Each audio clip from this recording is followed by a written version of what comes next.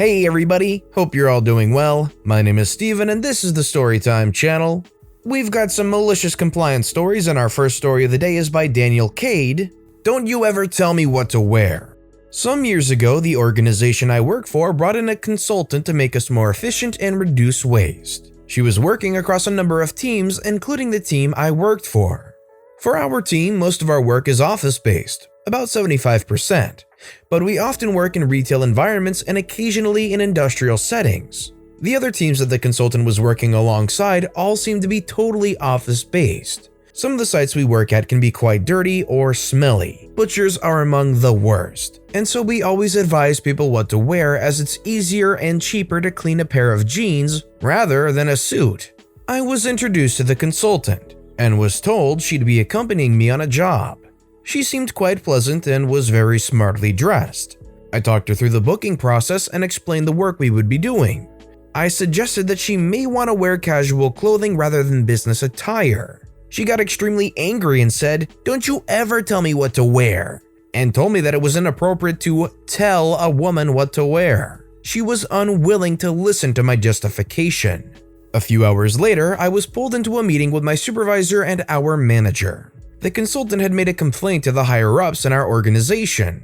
Whilst my supervisor was supportive, as he normally was, our manager didn't want to rock the boat with senior staff and so agreed to tell me my behavior was wrong. Thankfully, it was agreed that no formal action would be taken and there would be no record on my file. My manager agreed with the consultant that I shouldn't provide fashion advice and wasn't willing to listen to reason. Thankfully, it was agreed that she wouldn't come along on the job. About a month later again, I was told that the consultant would accompany me on a job. This time to an industrial site where I would be testing a piece of equipment. The site would draw steel from large coils and turn it into a bar. While it's not the dirtiest place we go to, it's a long way from being clean. I felt this was the perfect opportunity for some malicious compliance. I emailed manager and asked if I could advise on appropriate clothing, and he emailed back saying that both the consultant and he had made clear I was not to bring it up and to do so could lead to disciplinary action. The job I would be doing normally required a second person to record results while I was doing the testing. It was agreed that consultant would be hands-on and record the results. An important point to note is that all industrial sites we visit will have a PPE requirement, with the minimum being protective footwear. Obviously, having been warned, I didn't mention this. The site was about an hour from our office and I phoned as I was leaving to let them know we were on our way. Thankfully, in separate cars. They normally asked for a call so they could stop production just before we arrived to avoid downtime. As we arrived, we were met by the health and safety coordinator for the site who did his intro. I produced my safety passport card, which showed I was competent in health and safety matters. I introduced the consultant and explained she would be assisting me whilst looking at ways my work could be delivered more efficiently. I took my overalls out of my bag and slipped them on over my clothes and swapped shoes for my steel-capped boots. The H&S coordinator asked if the consultant wanted privacy to get changed, and she explained she wouldn't be. He gave me a bit of a look, knowing that she didn't have a clue what was going on. He then asked where her safety shoes were, and she explained she didn't have any. He refused to let her down onto the factory floor, and she had to spend the job in the reception. Once away from the consultant, I explained that if I had to log the results myself, it would slow the process down. He offered me one of his staff to do it. I then told him the story of what had previously happened. He thought it was hilarious what I'd done and wanted to play along. He asked for the details of a senior manager and while I was testing the equipment, phoned to complain. He said it was unfair that he was supplying staff to assist me when he was paying for the job to be done. When I finished the job, the consultant had already left. When I got back to the office, I was pulled into a meeting with our director, my manager, and lots of other higher-ups and was asked to explain myself.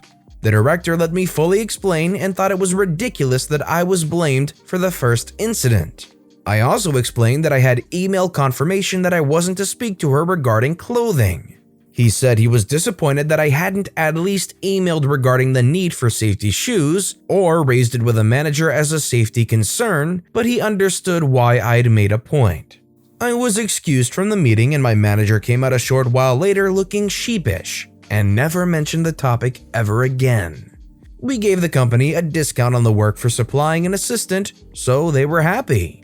My supervisor later explained that the consultant had upset a number of people, and so her contract was cut short.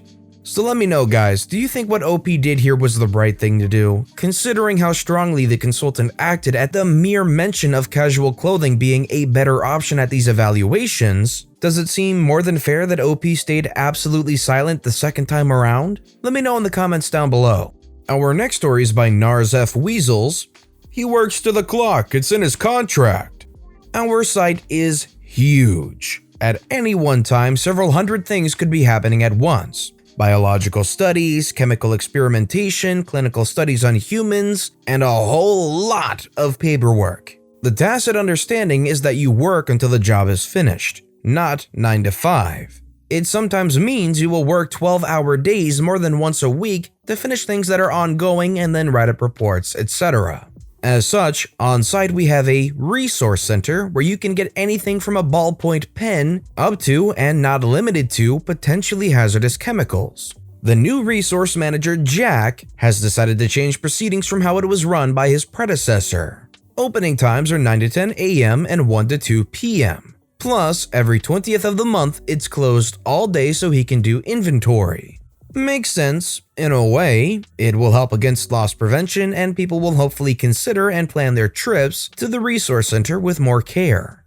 However, Jack is extremely strict about his opening times, to the point of turning people out of the resource center when the clock hits dead on the closing time. It came to a head 2 weeks ago when some people had reports to print and courier to their clients. We send both digital and hard, and we keep both digital and hard copies. So we use up a lot of paper. We are trying to cut it down, but it's still what we do. Somebody realized that all of the printers on our level were all out of paper, so they went down to the center to get some boxes of copy paper. Except it was the 20th, and Jack wasn't opening the door for nothing or nobody. They got their immediate supervisor to try.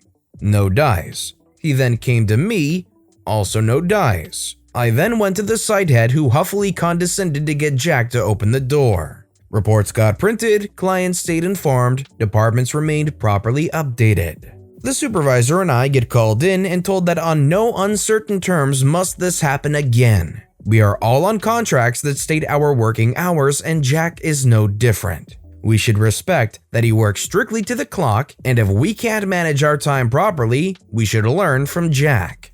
An email was sent to everyone on site with a terse warning that this would not be allowed, along with a directive to go look at some articles on time management. The entire site took this very seriously to heart. We would definitely start working properly to our contract hours and manage our time with due care. 5 o'clock comes and an experiment that has been going on for 4 hours isn't finished? Dump it in the tank and restart it tomorrow. Something due to be ready at 8:30 a.m. that needed to be monitored immediately afterwards because the results will be tainted? Nobody's going to come in at 8 a.m. to monitor the final stages.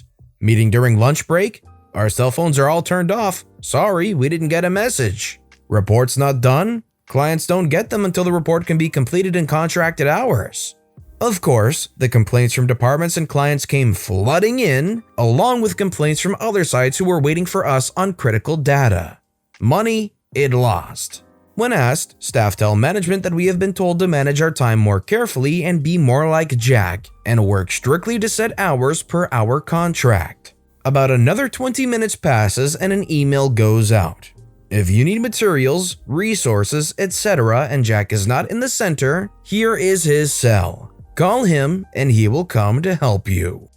It's like the children's shape peg metaphor. You have the circle, the square, and the triangle, and they took the square, pounded it into the circle, and then just kept pounding it through, trying to force that solution to work, when in reality, you should just analyze the situation, realize, hey, this cylindrical one should go into the circle, and then it'll all work perfectly. But all the staff went along with the square being pounded into the circle, just kind of sitting off to the side watching management just try and pound the square into the circle. Why won't it just go through? Until they finally realized that, hey, this isn't the most efficient thing to do and isn't practical long term. Our next story is by fishsaucewoman. Dress code, hair code, but no makeup code. My place of work decided to institute a dress code, which had all the provisions you might expect. No midriff showing, no skirt or shorts shorter than your knees, no bra straps visible, etc. And a few that felt to me like it was veering into uniform territory. Specifically, the provision that we wear only neutral/earth tone colors and the restrictions around the size of earrings. There was no rule given regarding makeup choices. So one day before my shift, I went to MAC Cosmetics and asked them to do my makeup in the spirit of a tropical bird. I tipped $40 and then showed up to work in all brown clothes, but the wildest eye makeup I have ever worn. Greens, yellows, purples, blues, it was all there. My manager was visibly extremely irritated, but said nothing. I'm trying to think of what the wildest things you could do besides just makeup. I'm imagining taking a potato sack or something and fashioning that into a t-shirt, or having somebody that can do that, and having some weird potato sack peasant-y looking outfit and just strolling on in hey, I fit all the requirements of the dress code, I just have an outfit made of a potato sack, but it's earth toned. This next story is by BissoumaTequila. Grandma's rules?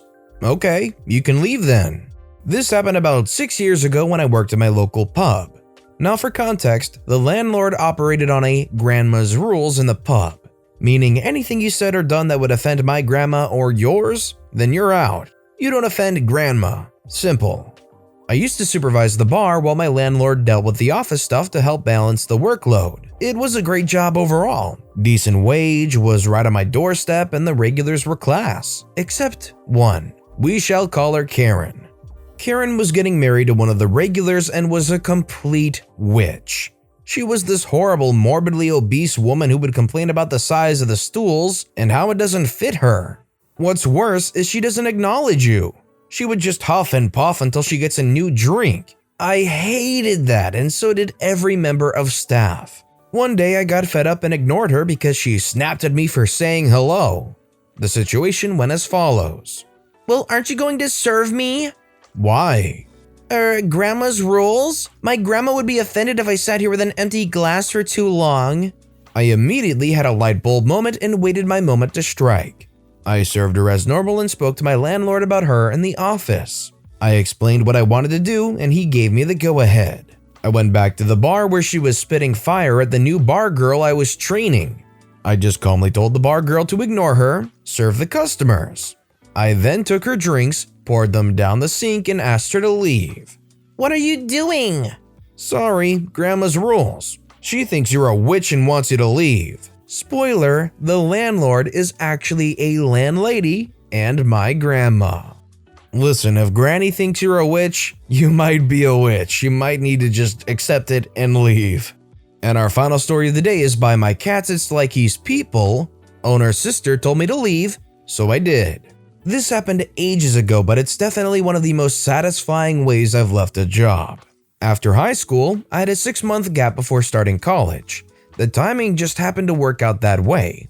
I got a full-time job at an Italian family bakery/coffee bar, doing typical front-of-the-house stuff, making real espressos and cappuccinos, ringing up customers, taking orders, etc. There were about 6 front-of-house employees, but since I was the only one over 18 and out of high school, I was given the opening shift, usually being the only one in the front for the first few slow hours, with just a few bakers in the back. My bosses, a married couple, were not very present. The husband would rarely show up and the wife wasn't much better. The husband's single, childless 60-ish-year-old sister, Sylvia, would roll in around 10 a.m. most days and work, but mostly just tell me what needed to be done. We got along great at first, but everyone knew I was headed off to college in a few months and wouldn't be stuck in the same place for the rest of my life, like she was. Sylvia started getting very snippy and sarcastic with me and would read me the riot act if I didn't do something exactly the way she wanted. I couldn't do anything to her satisfaction and she criticized everything I did. Even though we pretty much had the same job descriptions and she was never specified as my official manager, she acted like she was the owner whenever her brother wasn't around. The owner's teenage son would put on the same airs when he sporadically worked there. It was mostly when he wanted them to buy him something outrageous and they made him earn it. Their entitled behavior knew no bounds and stopped just short of pocketing money directly from the register, if you need a frame of reference. The last straw was when I was taking an order for a frozen French roll. For those of you who don't know, French bread is only made with flour, water, salt, and yeast. Ours came out shaped kind of like footballs, and Sylvia insisted on calling them football rolls, even though they weren't called that on our menu.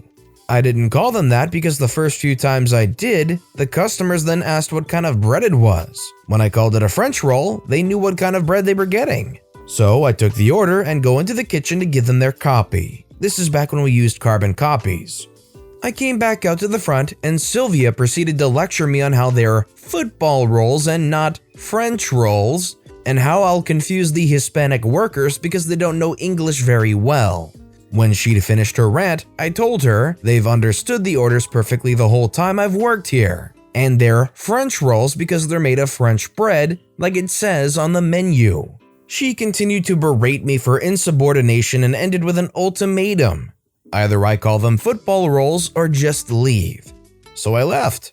It seems like a stupid hill to die on, but dealing with her attitude was making me miserable and I couldn't resist the out she gave me. I called the wife and explained to her what happened and why I wouldn't be back. She accepted it with a resigned, "Sorry to see you go. You're not the first and you won't be the last one who leaves this way" attitude. I got a job at a Barnes & Nobles for a few months. The employee discount at Christmas was serendipity. And left for school. Last I heard, they were closed but had sold the bakery name, so some random bakery 5 towns over has the same name. I don't even think it's a stupid hill for OP to die on. I think it's a stupid hill for Sylvia to die on, who insists at a restaurant to call their bread football rolls. What is this, a restaurant for children? Football rolls would make sense maybe if it was on the kids menu. It's actually one of the dumber sounding things I've heard. But with that being said, that's all the time we have for today. So if you have a favorite story of the day, let me know which one and why in the comment section down below. But besides that, if you enjoyed the video, please consider giving the video a like and subscribe if you haven't, and turn notifications on so you'll never miss an upcoming video. No matter what you did, whether it was just watching the video or commenting, subscribing, whatever you do. Thank you all so very much for supporting me right here on the Storytime channel. Any single thing you do helps the channel grow that much more, and I appreciate the heck out of it. I hope you all have a wonderful day, and until next time, I'll be right here on the Storytime channel.